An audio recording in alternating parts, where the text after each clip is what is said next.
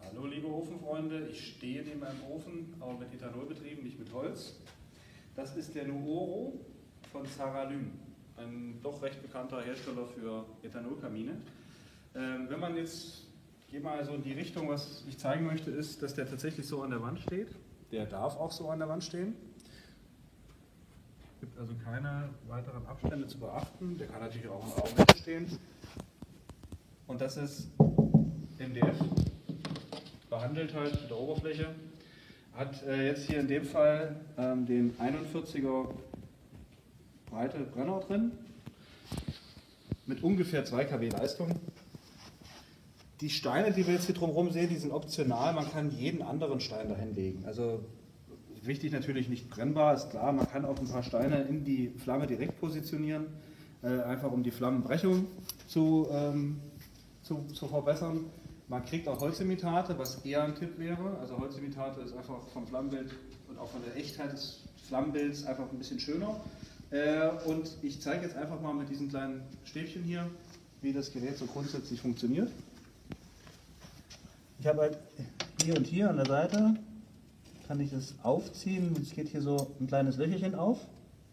Ja, das ist im Wesentlichen der Befüllstatus. Also hier kann ich jetzt meinen Trichter reinhalten und befüllen. Bitte dann immer auch das passende Ethanol nehmen von Saralyn. Hier steht noch Ruby Fires, die haben sich umbenannt. Das als Aufklärung.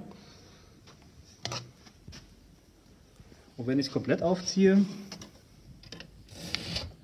dann sieht man, das ist eine keramische Matte, ein keramischer Stein, der saugt sich voll Ethanol.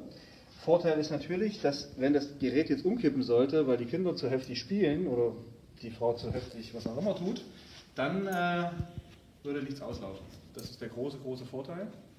Und jetzt wollen wir das Gerät natürlich auch mal entzünden, damit wir ein bisschen was sehen. Einfach Feuerzeug, möglichst natürlich Stabfeuerzeug, und da ist es eigentlich schon entzündet. Das dauert immer einen Moment, ehe die Flamme sich entwickelt bei Ethanol.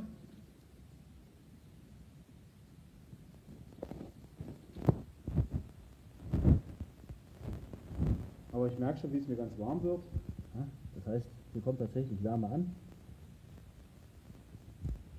Und es ist ein schönes Fertigprodukt, kann man genauso kaufen, wie er hier steht. Passt meiner Sicht wunderbar überall rein, und wir warten jetzt auch noch einen Moment, bis die Flamme sich ein bisschen weiterentwickelt hat. So.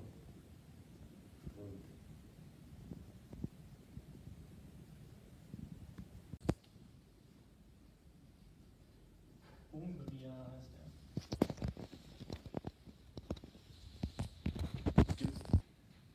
der. Ethanol.